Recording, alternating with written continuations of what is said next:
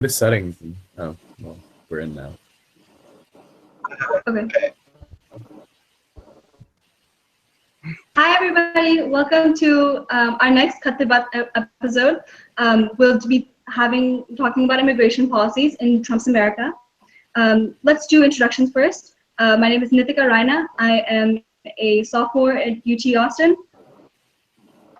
and I'm from Texas, Austin, Texas.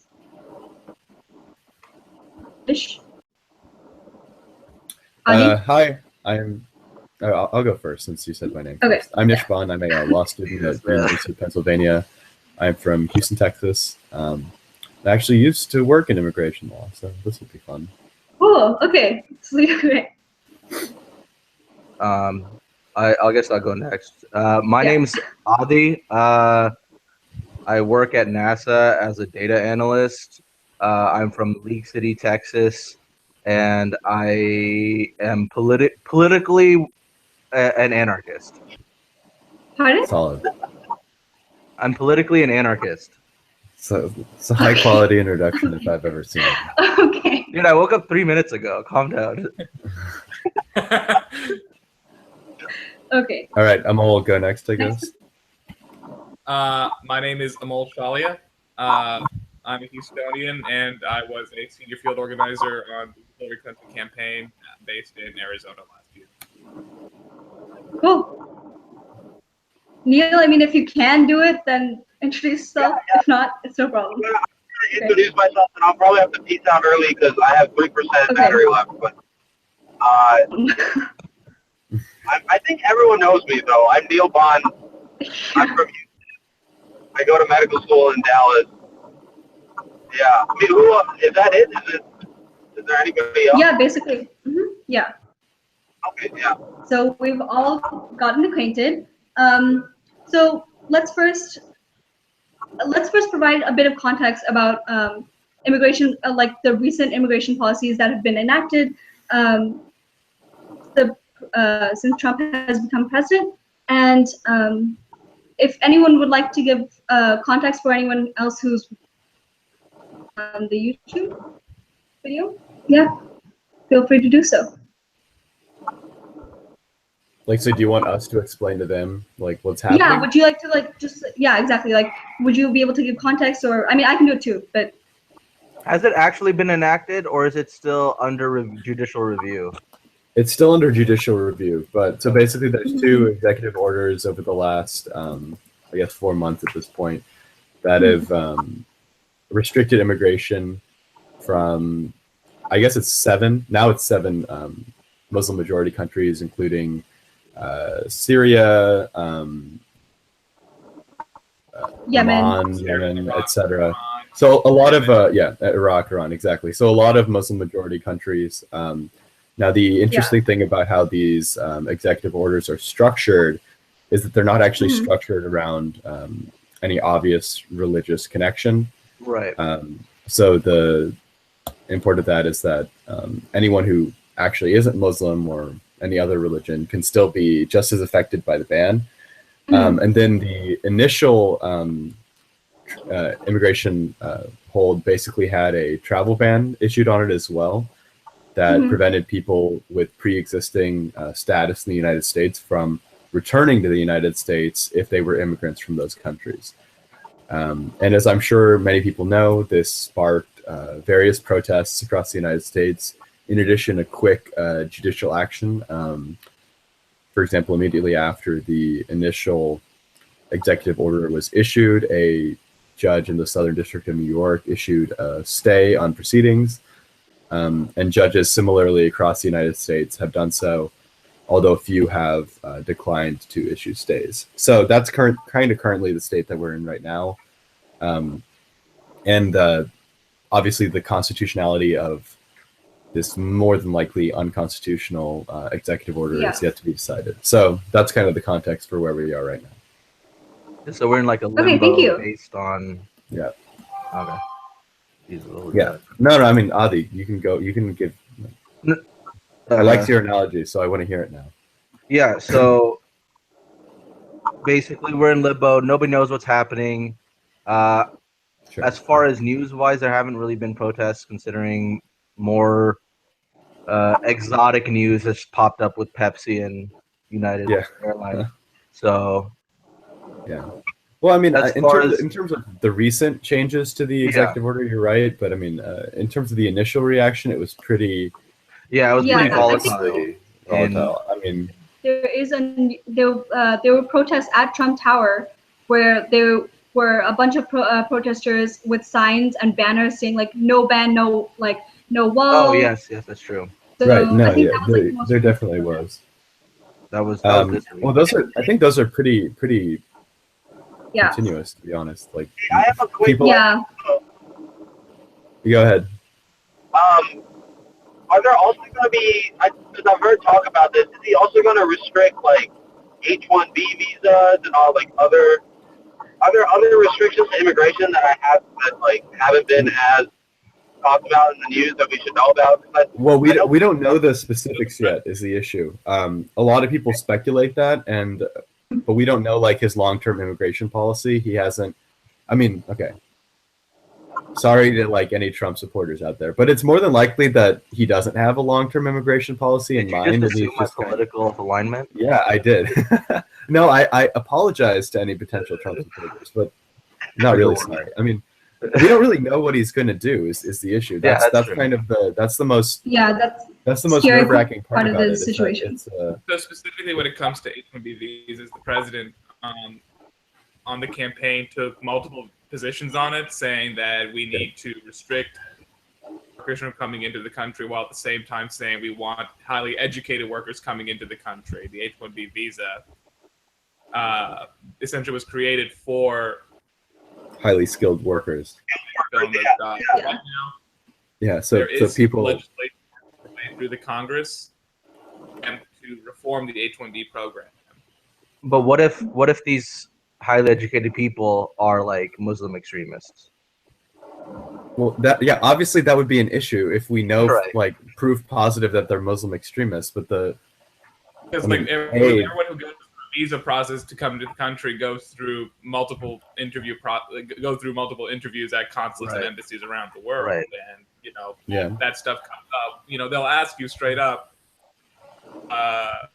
do you wish to overthrow the American government, or questions around like that? And answer yes. My answer is always yes. Well, no, I mean the added complication is that he's been kind of schizophrenic in his approach to immigration policy, because whereas previously he said his real goal was extreme vetting, in reality all he ended up doing was effecting this ban, or trying to get this ban effected. And I mean, there's a mismatch between saying a complete stop on all immigration, legal or otherwise, and look, we're gonna do extensive background checks and like really kind of scrutinize these people. And obviously, both of them are probably at their face unconstitutional, considering like the First Amendment issues. But one is significantly. I mean, one kind of makes a little more sense than the other. One is easier to justify than the other. The outright ban is very difficult to justify. As opposed to extreme vetting. What about? Go ahead, Neil. Sorry, I can't really. Constitutional rights. Do you hear me? Yeah. What about the Constitution? Do they apply to immigrants seeking to that are not yet citizens and want to come over here? That fully covered as well? Right. So it sort of does, and the issue is this: they're not American citizens yet. They're not people with any relation to the American Constitution. So in a sense, it doesn't affect them. But in terms of laws of the United States, you can't create a law or an order that is unconstitutional. So it's not about how it relates to the to the immigrants or to the potential refugees or the potential asylees, like people with different varying statuses to the United States, but rather it's about whether the president can actually make an unconstitutional law, and they can't, because the Constitution is the supreme law of the land. So it's the highest law. Which actually honestly makes it a little easier to combat it. So yeah, go ahead. It's Sorry. also very First Commandment like, so. A little bit. Okay, cool. So we got into a little bit about like our opinions about Trump's policies, but about him stating that it wasn't a direct the travel ban against those 7 Muslim majority countries. When, if I'm wrong, but he also stated that minorities from those countries would be able to still, like, is that correct? Like, minorities who are being persecuted, such as, like, so he's basically protecting the Christians and other religious, another minority religion in those countries. Well, I think he's. So how do you feel about that? I think he said that, or kind of implied that. But from what I'm not 100% on this because I haven't actually looked at the most recent executive order. But I know during the first executive order there were a number of Christians from Syria who were denied entry, just the same as Muslims. Okay. Yeah, I mean it's like that's also where a big issue came up was the fact that this was affecting everyone. Yeah. But this issue came up with people who were more anti-Muslim rather than like pro like they were like, oh hey, you can't like it's affecting the Christians, which are the good guys, so we need to start go against this. Do you basically think do you think that it's a good idea for for this like you should how do you sort of anti-Muslim murder right now? Like so this is not immigration banning is not a good idea in any situation. I'm gonna say that's my axiom that I'm gonna go off of.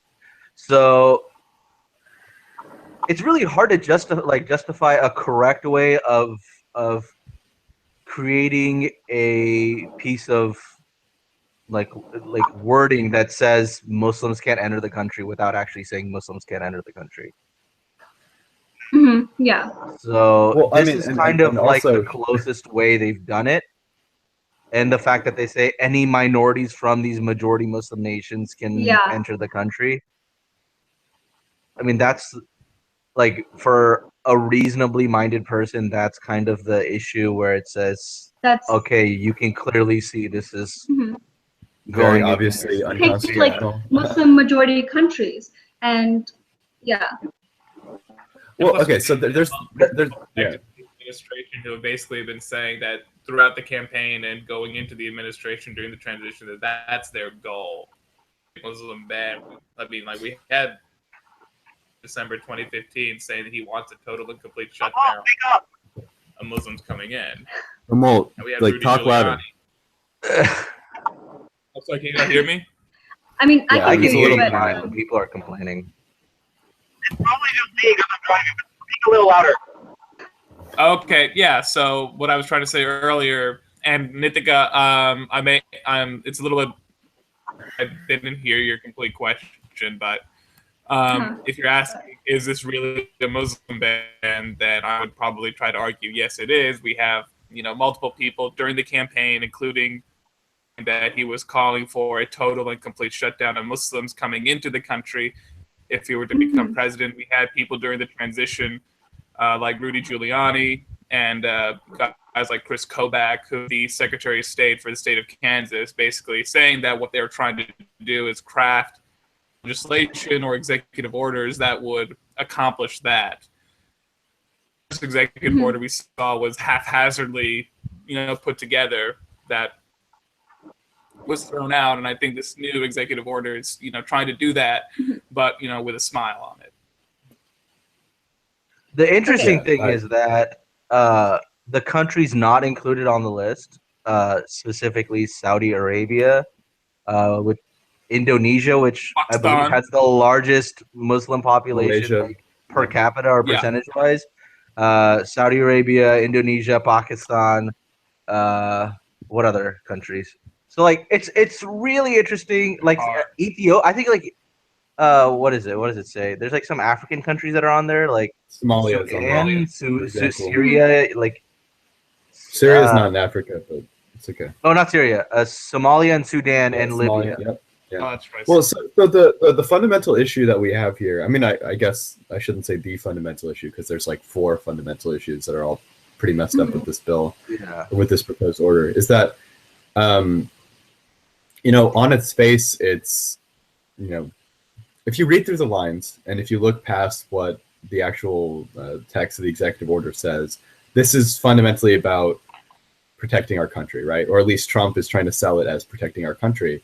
So presumably you would assume that, you know, maybe a lot of terrorists come from these countries or terrorists who have hurt America. But if you actually look at the numbers, you know, the 9/11 bombers were from Saudi Arabia.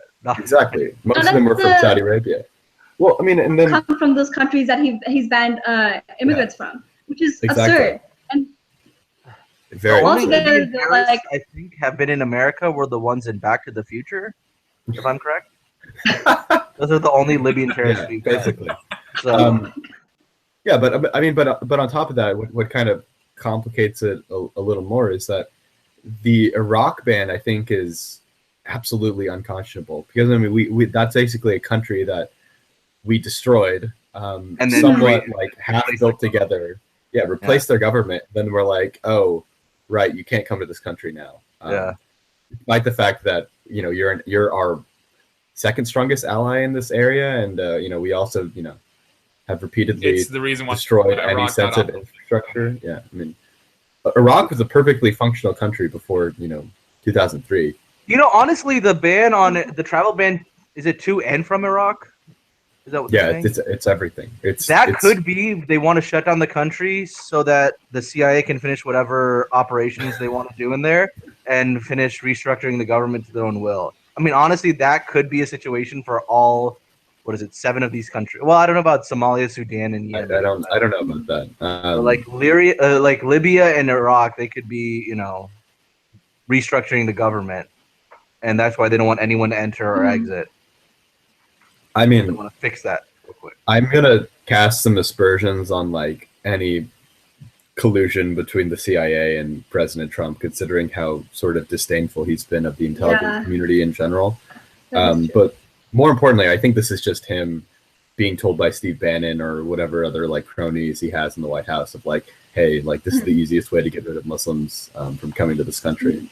And I think obviously, I mean, I think one thing that we, especially as Kashmiris, need to talk about is the immorality of something like a Muslim ban, how fundamentally un-American it is. And I think we should also think of it as fundamentally un-Kashmiri and not true to our own values. And I think it's very difficult for us because we're put in a position, you know, since, you know, various wars and the ethnic cleansing and all that, where we've kind of been brought up thinking that, you know, Muslims were the aggressor, Muslims kind of destroyed our connection to our homeland in many ways. But I think at this point, anyone who, there's no value to holding on to feelings of anger like that. I mean, as valid as they might be in the context of being in this country now and in the United States, and we need to, I think, look at it. I mean, not that I think anyone necessarily doesn't, but I think I would counsel people to look at it from an open mind, because we ourselves are essentially refugees. I mean, we don't have a home country to return to, so to speak. Our houses are gone, are burned down, are taken. Other people live there now. You know, we can't go back to Srinagar or Jammu or whatever. I mean, I guess we could, but it's not. We don't have a home anymore. At least, you know, my family doesn't. I'm sure all of you guys lost family members and property and everything. And we were in the same position as a lot of people coming from Syria, or maybe not quite as bad, but as a lot of people coming from Syria and Iraq. And America took a chance on us collectively as a nation. You know, we might not be refugees, so to speak, because we didn't go through the formal asylum process, but we are refugees in the sense that we don't have a place to go back to. So I think it would be in our best interest as a people to look at it with an open heart and try to see the similarities in our struggle. Yeah, for those who are kind of, let's say, like, it's anti-Muslim. Anti-Muslim, yeah. So for those Kashmiris who completely hate Muslims, I I understand it's very difficult to be sympathetic because of, oh, they're the enemy. The situation. Why should I be sympathetic with people? Like for me, like I never experienced any of the hatred or persecution, so I don't know. But my parents, for sure, my dad especially has experienced it in his life, so he knows, like, he has certain feelings, and I mean, from I know those feelings won't ever go away because that's something that he grew up with. That's part of his life. That's part of his upbringing. But for second generation, for American born, or for Kashmiris born outside, I think it's easier for them to sympathize and accept the fact that, hey, we should get rid of, or like that, not all Muslims, that sentiment, that, not all Muslims are extremists or puppets of a mass conspiracy or something. Always got to go back to conspiracy. It's been like extremely unfortunate. It's my life now. It's been extremely unfortunate how our parents, perhaps, or Kashmiris who were born in Kashmir, they are like inflicted with this idea that all Muslims are bad and everything, but their whole perception of Muslims has changed completely because of their experiences, and it's understandable to a point, but at the same time, but as like they have to, as said beforehand, context of like their own lives, and they have to find the similarities between the two lives. The people who are coming, who want to seek refuge in America, are the same people, are facing the same type of persecution as Kashmiris were facing. Yeah, exactly. Absolutely. As we did in our own state. And I mean, and they have to see it through that context. Yeah, and we were lucky. I mean, like, I don't think we should ever forget that fact, that we were lucky that when most of us immigrated to the United States, it was in a time period when immigration was pretty lax. Furthermore, a lot of people got refuge, are actual refugees in like New Delhi and Bombay and stuff. I mean, we are refugees, like we're a refugee nation. I mean, we don't have in all but the most strictest legal and definitional sense, we're refugees just as much as someone from Syria or Iraq. I mean, and I think furthermore, I mean, if you can't really wrap your head around the idea of us being similar to the people who oppressed us, which I think is a difficult idea to sort of deal with in the first place, is that the other issue we should contend with is that how fundamentally un-American the idea of a refugee ban is. Exactly. I mean, we're literally a nation that's built on the ideas that dissent and difference make us better, and also that anyone who wants to come to this country and forge out a better life can. I mean, we all know the lines on the Statue of Liberty by Emma Lazarus. Give me your tired, your poor, your huddled masses yearning to breathe free. It doesn't say give me your Christian tired, poor, and huddled masses. It's agnostic, right? And we as a country are despite the right's sort of very thinly veiled attempts to say otherwise, we're at our core an agnostic country, because we don't recognize any one religion as being superior or inferior to any other one. And I mean, I think we should kind of take time to reflect on how lucky we were, and how, as sort of beneficiaries of that luck or beneficiaries of that generosity from this country, we should put ourselves in a position to do something to help others, or at least to speak out, not be silent in the face of totalitarianism, or something close to totalitarianism. It's pretty easy to just bring up Martin Luther King's speech, which represents, I mean, even though he was a Christian, he was talking about judging a person not by a superficial characteristic, but by some kind of internal ethic that they go by, whether it's a work ethic or religious ethic or the person's ethic. value is not measured by the color of his skin, but by the content of his character. So something so something as trivial as the color of your skin, which is an aspect that's immaterial in the long run, but something that's very I mean, still wouldn't say tangible, but something that's very valuable is the values or the morality of the person, and that's who a person is their characteristic, their value. So just blanket stating that, okay, so this is a giant circle jerk basically, because we're all on the same page.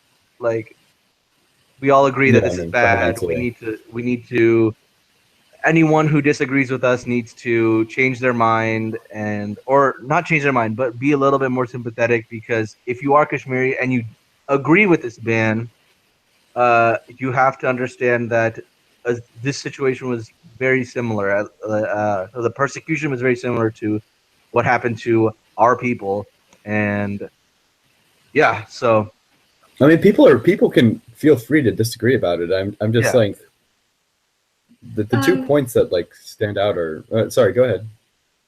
No. Yeah, finish the. We've actually received a comment or a question. So after that, like, train of thought, then we can go on to a question. But yeah, continue. Well, okay. Sorry. I'm not saying that like people can't disagree or that they can't have a difference of opinion on this. That's like they can feel free to do it. But my counsel was that if you are looking at it from that perspective of these guys are the aggressors or the oppressor, it might be helpful to sort of see it from their perspective, or at least look at it to how similar our two experiences were. And also, if that doesn't work, just look at, does that sound American? Doesn't sound American to me. And I love this country. I mean, I'd vote for you for president. Thank you. I'd also vote for me for president. I hope so. One day. Okay, so let's hear that question. Okay. So. Sorry, one second. I'm just getting the question back up. Okay, so someone asked, what about the possibility of kids coming in from Syria to the U.S. who grow up here, and then turn rebel? So the problem with that is you already have American citizens or American kids already being brainwashed and going to ISIS. That's a situation that already happens. That concept, that's just immaterial, because like the problem, like, U.S. hardly recognizes domestic terrorists anyways. Yeah, it's all worried about international terrorists. So the situation, I mean, I don't know. I don't really see it as. If we focus on that, how many we wouldn't be here, because Mm-hmm. they'd be like, and nobody that's not already a U.S. citizen wouldn't be allowed to enter the U.S. because there's always a potential. Like, the only way to stop that is to create a Big Brother scenario where you track everyone's movements all the time, a la V for Vendetta or Minority Report. So well, I don't necessarily think that's the only way to stop it. I think if you are worried about homegrown terrorism, there's two ways to approach it. One, redefine how you define homegrown terrorism and try to start treating all sort of discrete cases of mass violence within the United States as terrorism. So, for example, anytime a school shooting happens, or anytime that's terrorism, anytime a spree killing happens, something like the Aurora massacre or Sandy Hook, none of those were done by brown people. I mean, this could also be false flag events. We don't know. Okay, all right, Adi. Not everything is a false flag. Dude, it's a false flag. The Syrian attack was a false flag. We know. I mean, this. but fundamentally, take all those different incidents. Right? Those were not labeled as terrorist attacks. They were labeled. Should we be worried about stuff like that? Should we be preventing, kids from accessing weapons at all? Or, I mean, they're just as radical or radicalized, I should say, as Dylan Roof, for example, was eating up right-wing propaganda like breakfast, right? I mean, so I think that's either we redefine how we approach something like domestic terrorism and then find better ways to combat it, and two, try to find avenues for disaffected young men, and it's overwhelmingly men, disaffected young men to sort of feel more connected to their community, and whether that's Muslim men or white men or black men or whatever, we should do more to integrate them and to sort of make them feel like they have a place in this country. Because if they have if they're sort of told every day that they don't really belong, and then the one place that they feel that they belong is their mosque or their white supremacist group where they go to meetings at, they might very quickly be radicalized, especially as children, where they're more impressionable. So, and I would just add to that, compared to other countries in the world, or France or Belgium, that we here in the United States do a good job at turning people into America. Sorry. That if people come to this country, are you going through a wormhole currently? Yeah, it's hard to hear you, man. You sound like a robot a little bit. Okay, you're good now. Okay. Sorry. So what were you saying exactly? Can everyone hear me? Yeah. It's better now. Well, more or less better. Okay. Yeah. So I would just add to what everyone's been saying, that we have a good job turning things, that we have a track record of coming from all over the world, and us sitting there and us have done that. The Irish, the Jews, the Eastern Europeans, Italians, and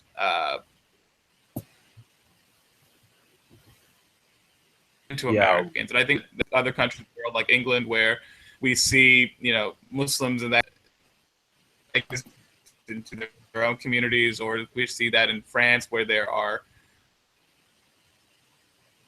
a large amount of young Muslims are don't feel society. And I would we refugees who come to make something of themselves. The CEO of Chobani Yogurt is a Kurdish refugee who came to this country and is now a billionaire and employs in this country and around the world. Are you telling us to not eat Chobani yogurt anymore? That's how you become Muslim. Yeah. Come on. I mean, I just can't. Greek yogurt. Yeah. No, I agree with obviously with almost everything Amol has said. But in regards, I don't know if you guys saw the second question got posted. How do you bridge the gap between our elders? So I'm sure all of us and then spread your own propaganda. That's classic maneuvers. Yeah. So sorry, but okay, let me just say the question. So the question was, so how do we bridge the gap between our elders who ask, learn from our history? Okay, so continue with the conversation. Cool. Yeah, I mean, I'm a little cynical about that, because I'm not entirely convinced that for many of our elders we can bridge the gap. I think that I've definitely tried to bridge the gap, but we can always try to make the argument that leaders wants to in this country. I've taken that argument multiple times with many, and it just goes back constantly to, Kath-e-baath in Srinagar. Yeah, no, I mean, so it is difficult. I mean, I feel like we've all had this conversation, right? I mean, I mean, I've had conversations where like uncles or something have said like all Muslims are snakes or something like that. Like, there's not a lot you can do, because you're trying to tell someone that their way of thinking is wrong, and regardless of what position you have and the other person has, it's very difficult to tell someone how to think in a different way. It's not even, it's not even that though. It's not even, because if it was any other thing, it might be a lot easier. It's not about a particular way of thinking. It's about a way of thinking that's associated with a traumatic event, right? Exactly. All of your uncles, all of, my parents, your parents, whatever, they've all lost something or someone, something tangible. And the only thing that they have to associate it to is Islam, right? And to Muslims. And, being a minority, a rich minority for that matter, within a very poor region and a somewhat rural region, it always leads to problems. I mean, it's the same thing with the Hutus and the Tutsi. It's like there's always going to be basically violence against the minority, especially if the minority has had a lot more clout for a long time than the majority did. I mean, it's pretty much a cyclical Sure. thing that you see all the time in history, right? Right. But I mean, so the other thing I would say is that kind of reminding them of what the real history was, because I think a lot of people have this idea that the mujahideen that popped up and sort of led to the ethnic cleansing was homegrown, came out of Kashmiri Muslims, but it really didn't. It was an offshoot of the mujahideen that America sponsored within Afghanistan during the Afghani war with the Soviets, and basically the forefathers of the Taliban. So before the Taliban existed, the mujahideen there were essentially told, obviously with varying levels of truth, that the other place that Muslims are being oppressed is in Kashmir. And so when they went, they radicalized what were mostly moderate Muslim people who had lived with us, side by side for all these years. And that was sort of the genesis of this. So I think it's kind of remiss to use that obviously very negative experience, obviously very hurtful experience, to generalize about all Muslims. I mean, it's just, it doesn't make sense fundamentally. I mean, by the same argument, people like BJP party members who like took part in burning down mosques, are they representative of all Hindus? I mean, I don't think so personally. Yeah. And similarly, is someone like Dylan Roof representative of all Christians? Certainly not. So I understand that it's very difficult, but maybe putting it in the context of what really happened, and then sort of trying to get at the idea, if you can, that one group's actions at a certain time shouldn't necessarily be reflective of an entire group. Right. And then also the other thing that I found has been very successful in sort of getting my point of view across is emphasizing the idea that the point of this country is that it's not Kashmir, it's not India. It's a different country, it's a different place, it's a new beginning. We don't have to be, I mean, we should be tethered to our history in the sense that it grounds us, but we shouldn't be restricted by it. We shouldn't be unable to form new ideas or to push ourselves to be better or greater than what we were. And I'm sure, as you can see in the success of ourselves as an immigrant people, that we haven't let that limit us. So why let it limit us here in this point of view? As for, like, for cult, like one of the tenets of being an American is not, or an immigrant in America is to not isolate your culture from the rest of America, but to bring your culture as a gift to America.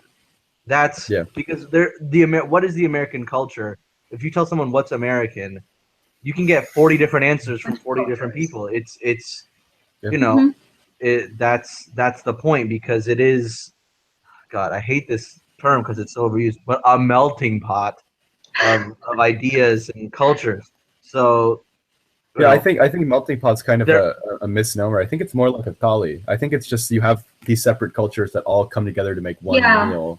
Like a smoothie. But they don't get melted down. They don't get melted down and lose their own identity. They keep their identity for the most part, and that identity adds to the meal. So like a parfait. Sure, like a parfait. that might be something that people understand. So there are like, you do have communities that are segmented, but they do overlap, or they do contribute to a Central American culture. And I don't know if like Kashmir, like the Kashmiri culture, whatever that may be. Oh, we lost them all. Joining the call. Okay. Okay, cool. Like, I was like, is Amol okay? Yeah, he's okay.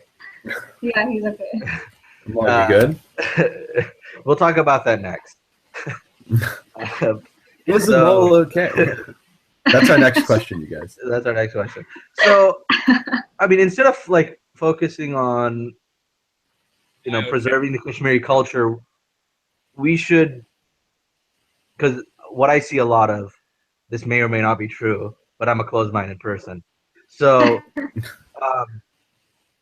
there's a lot of Kashmiri culture has been secluded to itself, or like expressed to other Indian people, let's say.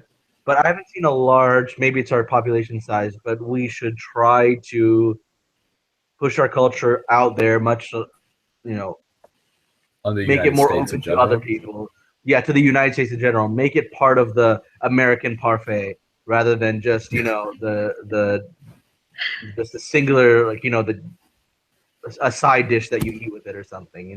Yeah. Well, I think a lot of that comes down to things that sort of export culture are not career paths that I think most Kashmiri parents are okay with. Like that's things like cooking or entertainment. Those are the things that export culture, and you see that a lot with a lot of other people from India, but you don't see it with us because we're such a small population. I think that's more much. of the reason is because the population of Kashmiris, it's such a small community. I think it's all both, to be honest. But you don't think that it's because we don't want people to Indian parents or Kashmiri parents don't want their kids to become a chef or open an Indian restaurant? My parents would have loved. Well, I don't know about no, all. They would not. Don't bullshit. Don't bullshit. But hey, I would have loved to become a chef.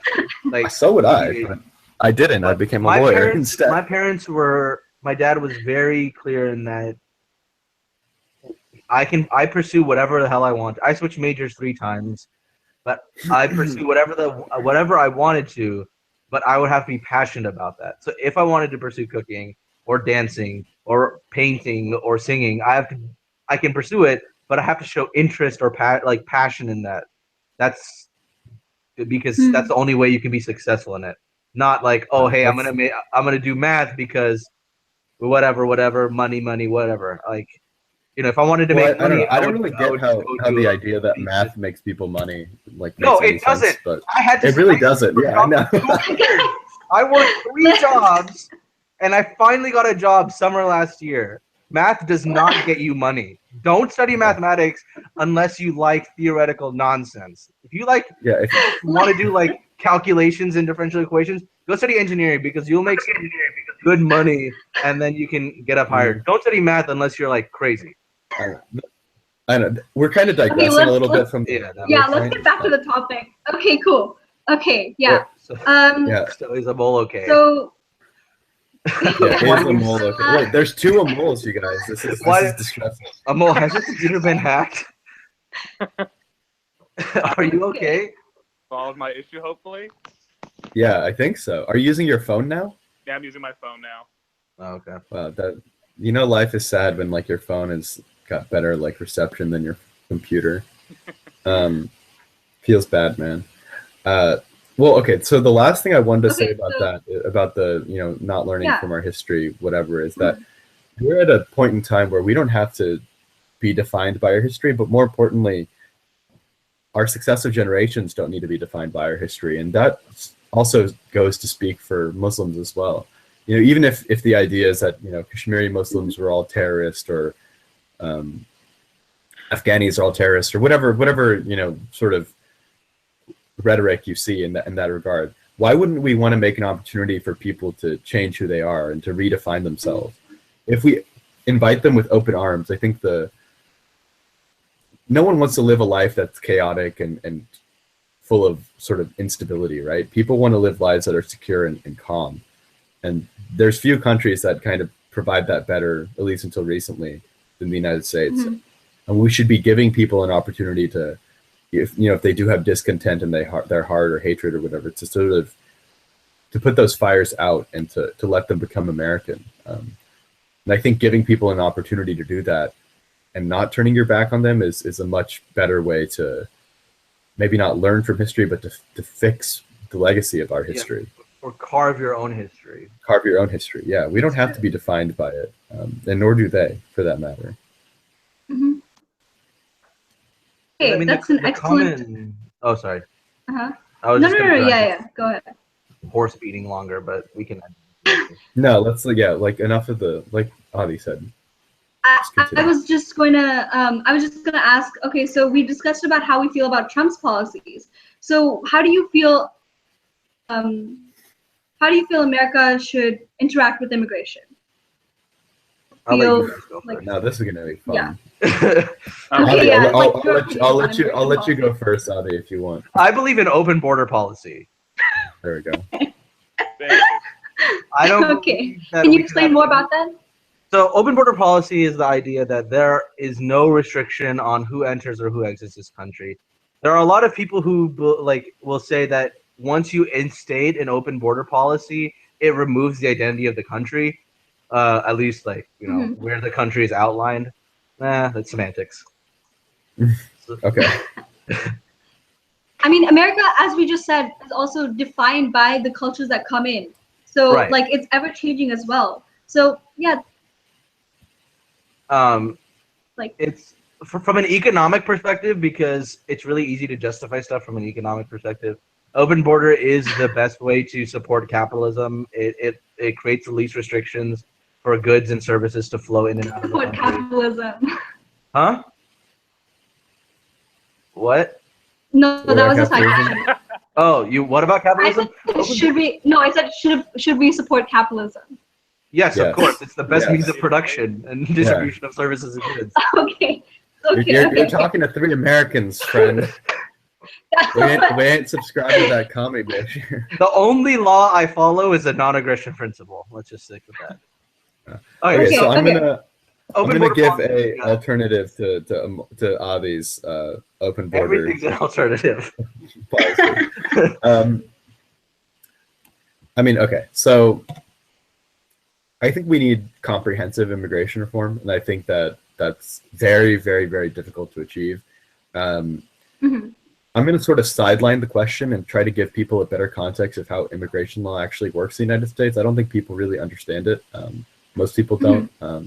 We might be an exception, having integrated with or having interfaced with it a decent amount, but immigration is completely separate from civil and criminal courts in the United States. So an immigration court is its own thing. It's purely federal.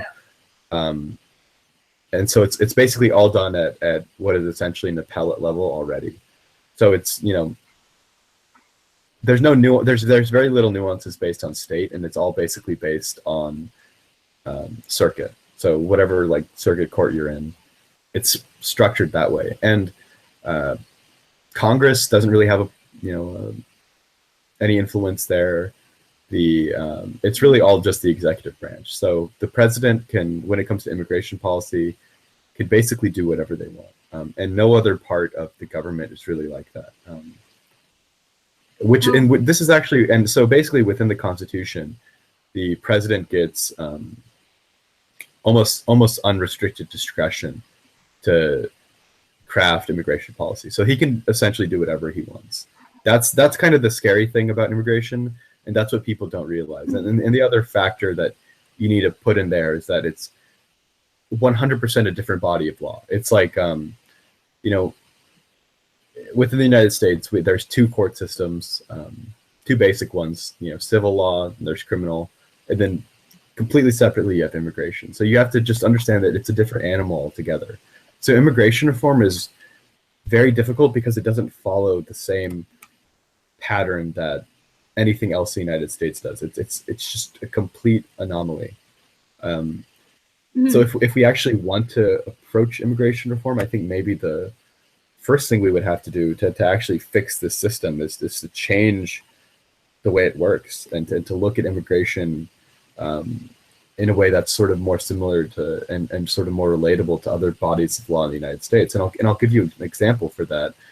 And oftentimes when people are legal permanent residents in the United States, they don't realize that they can still be deported, especially if they've committed a crime. So the most common crime that people get deported for is, felony or is a misdemeanor possession of marijuana. Now you might be thinking, oh, can you really deport someone for a misdemeanor? And the answer is yes. Let's say someone has a bag of weed. They might go to jail for that. They'll more than likely plead guilty because their public defender tells them to, because it makes their job easier. But what they don't realize is that after they get out of jail or after they get out of holding, whatever, they get picked up by ICE and they get put into deportation proceedings. So I don't know if you could appreciate how confusing that might be. Let's say that you engage in some crime, like domestic abuse is very common among immigrants. So Muslim immigrants, Indian immigrants, Hispanic immigrants, African immigrants. What connects them all is that domestic violence is very common. as someone who's worked in Yeah. immigration, I can Very attest to beautiful unity. that. Yeah, it's a very beautiful connection. that we But- all but- do that. Yeah, I mean, so let's say a man has abused their wife, like pushed their wife, maybe not even abused them, so to speak. He does jail time. When he comes out of jail, he's thrown back into jail, in an immigration jail, a private immigration jail that's getting proceeds for each prisoner that they keep. That's helping they're literally private immigration prisons that exist entirely separately from criminal prisons, from like, basic incarceration areas. These are just places where people are held, and then they are deported after, Okay. if they get a lawyer, they might be lucky enough to get a lawyer, a good lawyer especially, but more than likely they'll get a bad lawyer. And a lot of immigration lawyers just phone it in. Yeah. They know their client doesn't speak English. Maybe their client speaks Spanish or Amharic or something like that. They have no way of knowing if they're doing a good job. Before they know it, they're back in Honduras or India or Ethiopia. They face whatever consequence they must face, like persecution or whatever. But more importantly, the lawyer just pockets $5,000 per each one of them, has no issue. The immigration jail makes money. I mean, it's a fundamentally broken system. Is what I'm trying to get across. That there's a lot of confusion related to it. Even from practitioners, even lawyers don't even know how the hell immigration works. So I think that's a problem. That's a problem. Yeah, that's the biggest onus. I think we need to restructure it. You know what the Okay. best way to restructure it is? Get Open rid of borders. it. Open borders. Get rid of it. All right. It's easy to understand. Let's hear Abolish from the State Amol. Department. That's what, no. Yeah, let's. You say abolish So- the State Department? I mean, if we're gonna go all the way, no. But I mean, like, Okay. so with immigration reform, it's incredibly complicated with a lot of moving parts. I'm looking forward to the president saying that nobody knew how complicated it was. I was gonna say, who could have guessed how complicated it is? I know. Who knew? Because again, I also support comprehensive immigration reform. Because All right, guys, you're not running for office. Like, no, I know. I mean, but because here's the thing: because whenever we talk about immigration, we always, for the most part, we only talk about illegal immigration, undocumented immigrants in this country. That's there are not about even. 11. That's not what needs to be fixed. That's what people don't understand. No, I know, but I understand. But like, whenever we talk about immigration, that's what we talk about. But there are, millions of immigrants in this country. There are like 13% of this country is immigrants, and out of the 320 million of us that are here. And when we talk about immigration, we need to also be talking about how we're going to reform legal immigration, because we touched on this earlier that there were 180,000 H-1B visa applications that were granted last year, and there's serious talk now about reforming the H-1B visa program, because there's a good argument to be made that there are companies, especially in Silicon Valley, that are bringing Indian immigrants over to this country and letting go American workers, because they know they can pay these Indian workers a lot less than American workers. Because a good Silicon Valley job in California can bring in $110,000 a year, but the H-1B visa program only requires that you pay a minimum of $60,000. it's a very interesting, what is it called? Outsourcing mechanism, where instead of taking your labor from another country, normally outsourcing goes to very low, China, Vietnam, Cambodia, etc. and very low level, low skill level jobs. But now we're outsourcing very high level jobs in the sense of like mental capacity, like programming or engineering. You can outsource it by just enticing foreign workers with Things that pay visas. them more than they'd get. Like $50,000 is a So- lot of money for someone who's only lived off of $10,000 a year. That's a lot of money here. Yeah. Yeah, Exactly. I mean, you can live off of $50,000 in America. Like, it's not. Yeah, but It's you can't it's not worth it for like a Silicon Valley, San Francisco no, cost of living You, No, context. and the result of that is you'll have like apartments where 6 or 7 people are living together, because that's the only way you can afford a Silicon Valley apartment on a $50,000 annual salary. So I had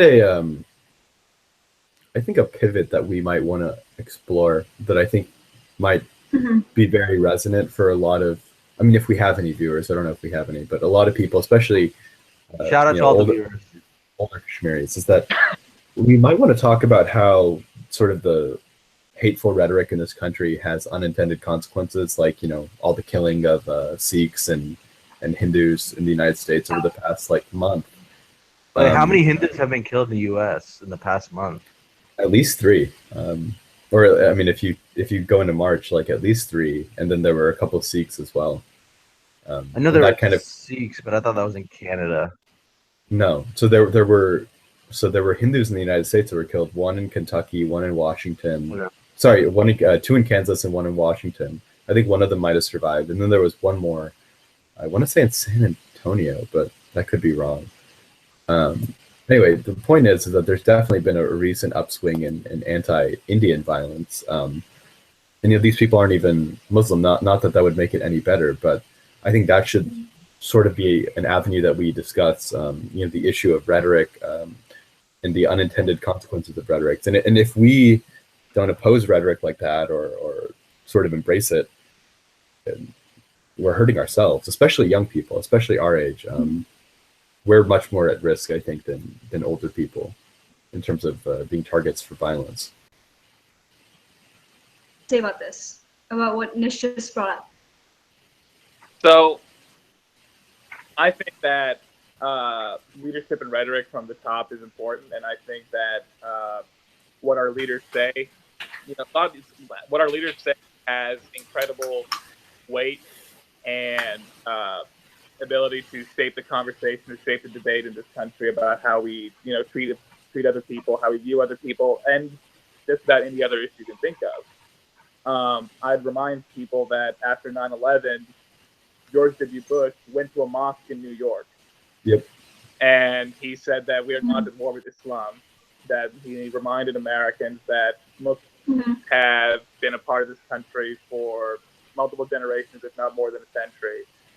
So I think that, you know, the way to go about it is that we need to be constantly reminding people that that we, again, going back to the thing that we are a nation of immigrants, that all of us at one point, unless you're a Native American, were strangers to this country once before, and that no matter how you got here, whether you crossed the Rio Grande or you crossed the Atlantic, that we all came here for the same reason, and that we all came here because of the similar ideals and views and beliefs that we have, that we can make it here if we try. So I think that we can do what we can do our part by you know, being a part of our communities, not segregating ourselves, but being out there, out front, with interacting with other people and being a part of this country. But I'd also say that rhetoric and leadership from the top is also important, and that the bully pulpit of the White House press briefing room is still pretty powerful if used effectively. That's a good point. And so I think we can go on if you want to, but just one last question I want to ask. So Sure. With all this conversation, you mentioned immigration reform, law reform, and from the top, but how do you think we can, as, you know, citizens of the nation, how do you think we can change this? I mean, isn't the only way to change it basically like? No, I'm just gonna tell us to burn process? everything down. I'm pretty sure. Okay. Calm down. Okay, I'm not a maniac. That was a surprisingly measured response. All right, so isn't it like, okay, in the most, I hate, reasonable way of going about it, wouldn't it just be to just be involved in the political process? Yes. Hear rhetoric from people who agree with you, vote for people who agree with you, rally together. It's a very grassroots way of doing it, but there's also a lot of organizations that already are involved with immigration reform, or lobbying firms that are involved with immigration reform, or open border policy, if that's tickling your tummy. Like, Yeah. Well, I mean, even wider than just immigration. I just think that we as Indians, especially as Kashmiris, we have absolutely no voice in the political process. I don't think Nikki that Haley doesn't represent us? exactly. No, she doesn't. But there's zero Kashmiri politicians, zero Kashmiri judges, zero Kashmiri political figures of any sort. We have absolutely no political connection at all, and we've sort of specifically and purposefully restricted ourselves because we have this idea, this immigrant mindset of, oh, we need to get the most stable profession. We need to be engineers, doctors, lawyers. I mean, not even lawyers. I'm like the first. There's like 3 Kashmiri lawyers, right? Like, right. Even law isn't like a stable profession, and yeah, whatever. That's I was me going to law school, so that's okay. But yeah. No, I think that's now. I think that's. I mean, we're a relatively recent generation. Well, I don't know how old you are, but I am, or I'm young. I'm older than you, so like, yeah, I think it's more accepted now. But at the start, no. I mean, and, yeah, like I mean, the larger point there is that we need to get involved. Everyone needs to get involved. After November 9th, I was depressed. I know Amol was depressed. Yeah. I felt very betrayed by this country. I think we've been promised something by being born here, that you will have a voice and that your voice matters just as much, regardless of the color of your skin or how funny sounding your name is. And that truth was kind of belied on that day. And I was a little disaffected for a while, but then I realized at some point that, it's easy to be jaded and disappointed and disaffected, and to say, look, my life is fine, and that's all that matters. Because it's easy. I mean, and everyone wants to do that because it doesn't take any effort. But like, then I was like, you know what, screw it. I'm going to call my congressman every day and make their lives annoyed at least. Stuff like that. Yeah. Even little things. Call Ted Cruz and tell him he sucks. Or he's the Zodiac killer. Like, yeah, I mean, whatever. Like, that's a truth. We know this. We know this. Obviously, but I mean, it's not hard to get involved. That's where we can start, is by contacting those who have been elected to represent us, because we're not going to be known by talking to each other. We're just going to be in a wind tunnel screaming at each other on both ends. We have to go out and tell people, hey, we exist. We're here. This is what we believe in, or this is what we need. We want you to do this for us, or do this for us. Or I mean, doing anything. Maybe if the issue of us being pushed out of Kashmir, if that's such an important issue, which I think it was, I mean, get more recognition for that. Spread awareness about what our story and about, maybe what happened to us as a people. And then we can use that for good. We can use that to show that, maybe we should take a chance on refugees or whatever. Or maybe even if you don't want that story to be used in that way, get more connection to the American public in general. Get more connection to the political process. Vote in your primaries and regionals. Register to vote. I mean, I don't know. The presidential election doesn't impact your life as much as local elections do. Exactly. Yeah, I agree. And like state level elections. So I want to repeat and co-sign and lift everything that's been said, and just sort of like say, find out who your congressman is. My congressman's Pete Olson. I know his phone number here in Katy, and I know his phone number in Washington. And I've called them already a couple times to talk about, Trump care. But, You mean Obamacare? Yes. Sure. Obamacare light. Do everything that everyone has said. And the other thing I'd say is find candidates and who are running for office, anything from local level all the way up to the federal level, and volunteer with them. And I'm saying this as a field organizer. Making the phone calls and knocking on doors to talk about, your candidates and talking about issues works. It really does have impact on how elections end up going around. And I will say that elections have consequences. Yep. We saw what happened last November, and we're seeing what's happening now with the way rhetoric is going, the way legislation is being pursued. Well, and I mean, yeah, and also the issue with state and local elections is, I mean, and also like senatorial elections, that kind of stuff, is that they determine how elections in the future go. I mean, I don't know how many people know about gerrymandering, but right now there are 18 Democrat seats up for re-election, and there's only 6 Republicans. I mean, if you have the power to change how people get access to the vote, you have the power to redefine the entire political process. And fundamentally, the president is nice. It's nice having a president of your party, but the House and the Senate are fundamentally where the real power lies in this country in terms of getting shit done for our country. 2018 is going to come up pretty. 2018 is going to come up pretty quick. Yeah. Next year in Texas, we have gubernatorial elections. We have statewide elections. But I'll also add on to what we mentioned earlier about issues about us, about the Kashmiri Pandit community. I just did this on my own, and I found out like about a week or 2 ago that in the past 5 or 6 Congresses in the past 8 or so years, that 4 pieces of legislation have been introduced into Congress that specifically was to recognize the plight of the Kashmiri Pandit community. Well, this was a resolution, right? There was nothing. Exactly, I know, but then it's the point of like getting our story out there and talking to people about what we've gone through, and it's something that there is a potential. There are patrons out there who are willing to listen to us, who are both Democrats and Republicans, and even if it's a non-binding concurrent resolution, we can get a hearing from them. Bill. It's something. At least like we have the ability then to be on the record and have our voices heard. And you know what? I'll email those. I'm gonna email those resolutions essentially to KOA. I guess to you, Nitika. I hope that if we want to really get involved in the funded community and have our voices heard, that is a good first step, and that is having the Congress of the United States at the very least recognize that something happened to us in 1989 or 1990. Yeah. I mean, I guess. Allegedly. Allegedly.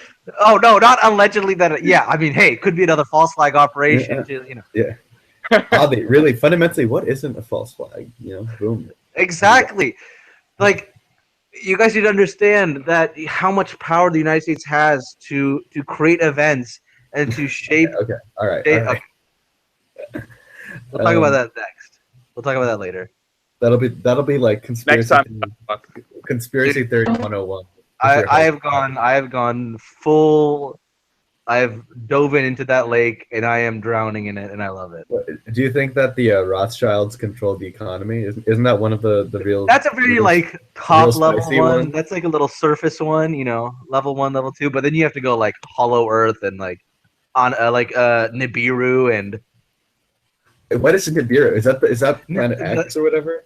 Yeah, Nibiru is a planet outside of our solar system that's causing Neptune to wobble, where the progenitors of the human race came down, mined the Earth for gold to save their atmosphere, and they took some of their DNA and merged it with monkeys to create humans.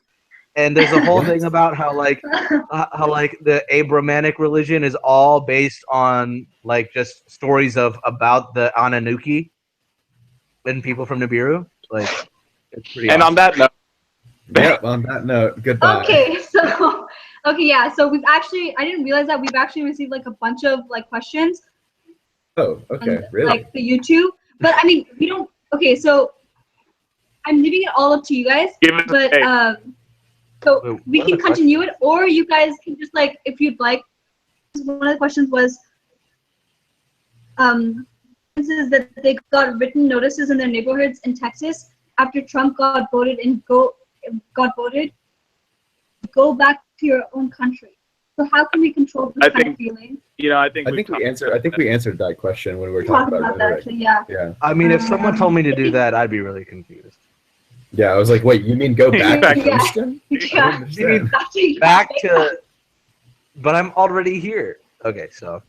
Well, I think the biggest thing there, and this is like, no person who's in a position of oppression likes to be told this, is that you have to endear yourself to the oppressor. You have to show them that your culture is valid and good and just as valuable as any other one, and that goes to getting our story out there. Maybe, I'm sure if their neighbors knew our refugee experience, or so to speak refugee experience, they probably wouldn't have sent that note, but they don't. they're ignorant. So maybe combat ignorance is what I would say. That's the thing. Yeah, like it's the whole turn the other cheek, like non-violent approach. Yeah. It's kind of BS, but it's also true to our roots as Indians to a degree. I mean, like the best response is not to, like, I don't know, shoot up a white neighborhood. Like, that's not going to accomplish anything. Like, really, that was option number 2 for me. Okay, so no, that was option number 1 because I love my guns. Okay. Yeah. Oh, Can we post the questions in the group chat so we can? Yeah, because I don't see any questions here.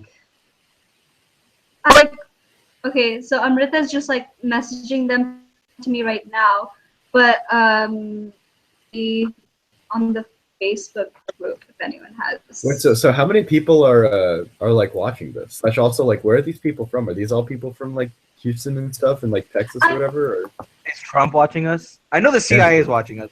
Hi NSA, hi CIA. I hope you guys are okay. I missed you guys a lot.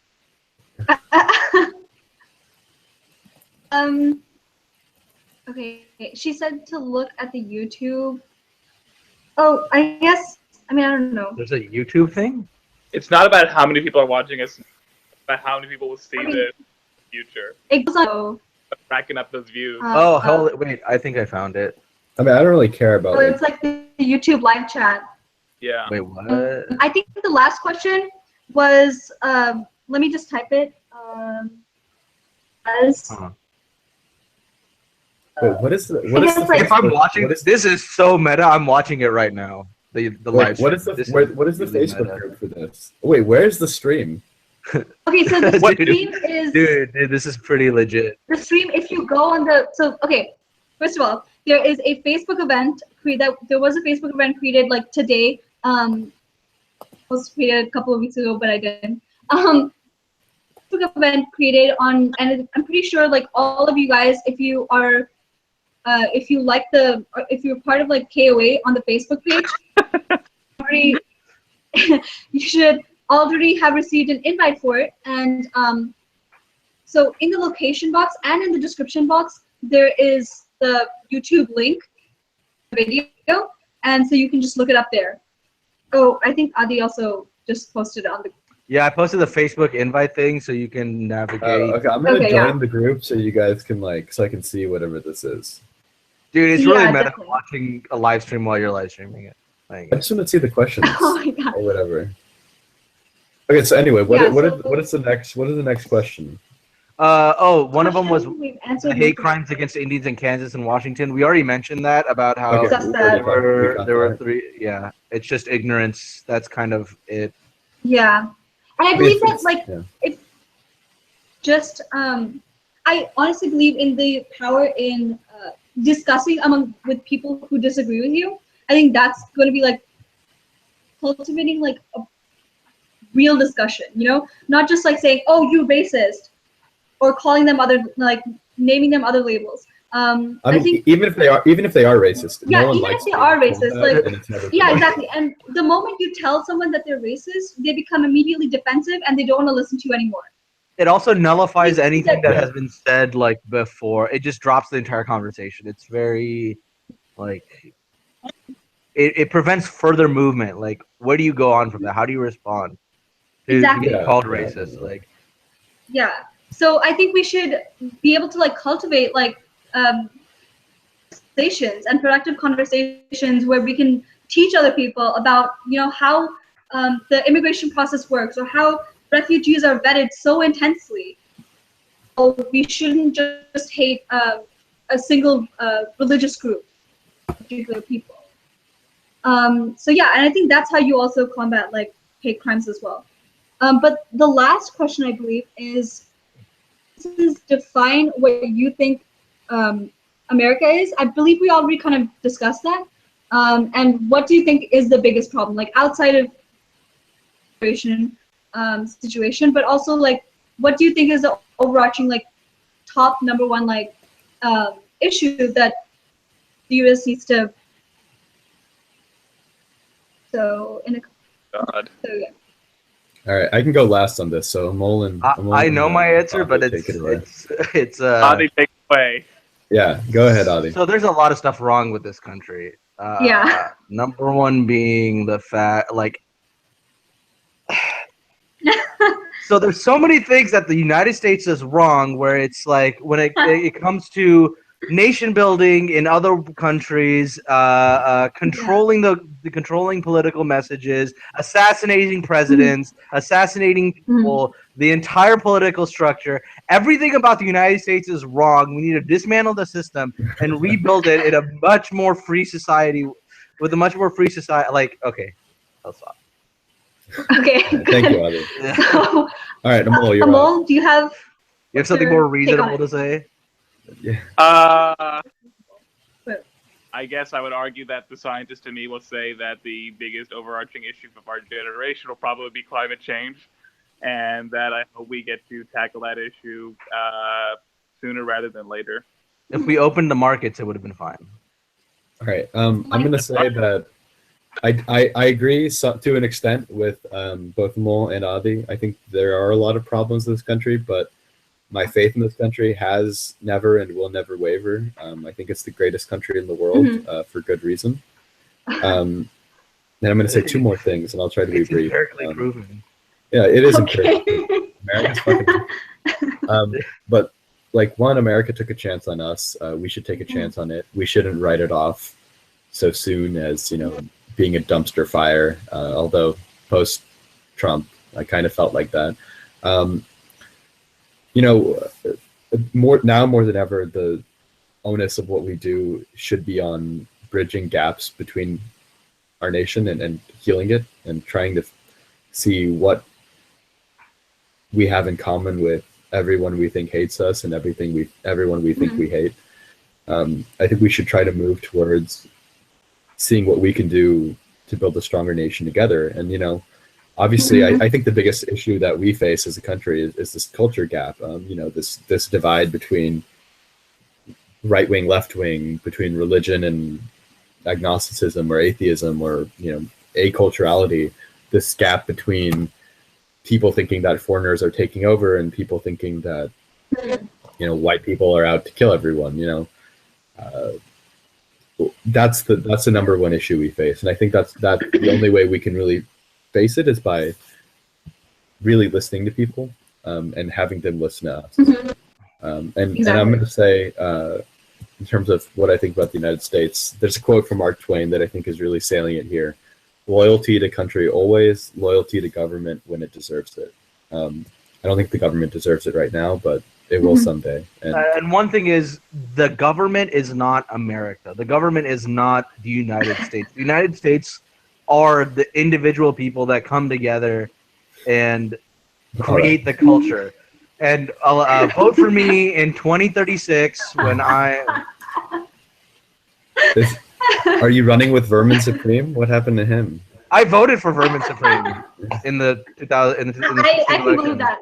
Thanks for throwing. I voted for him because Gary Johnson failed the Libertarian Party, and Trump and Hillary are just continuation of the same centrist system. So okay. Wait, same do you live in Brazoria? Working from Hillary. Huh? Do you live in Brazoria County? No, I live in Galveston. Oh, you live in Galveston County. Never mind. Yeah. All right. Was that a leading question? Okay. No. No. Ask, if you voted for certain people, if you live in Harris. Oh, I rolled a dice to see who I voted for local elections because they were just all Republicans. It was just like I know. I was so like, just in case you're wondering what a leading question actually is, an open-ending question like that cannot by nature be leading. So if you want a leading question, it would be like, you voted for Vermin Supreme, didn't you? That's a leading question. And then you have the answer in the question. Like yes, exactly. The question itself assumes the answer. So for example, if you ever become a lawyer one day and you want to cross-examine someone, you should only use leading questions and restrict as much as possible the. So there's like a strategy to this entire thing. We never learned. Oh yeah, absolutely. Yeah, because you don't know what the person can say, what the witness can say. So you should ask leading questions unless you know what the person will say. Then you could say it open-ended. No, I mean even then, like you should never ever give someone you're cross-examining this is such a tangent, but never give them the opportunity to tell their own story. You're telling their story for them at that point. Whereas if it's your own witness and you want to sort of endear them to. Then you want to do like open-ended questions, yeah. Yeah, because then they're telling your story. Actually, you're not even allowed to ask leading questions during direct, but whatever, it doesn't matter. Anyway, guys, this was fun. Okay. Anyway, Yeah, that's good. so, thank you very much for Shout out all to your Neil for input and driving and talking to us. Yeah, I hope he's Exactly, okay. that's dedication. What happened That to is it? location. But I think his phone died Okay. because he was like at 3% charge battery. So thank you very much for all for attending the show, and hope to see you again on the show. And thank you. Okay. Don't forget See ya. to like and subscribe, guys.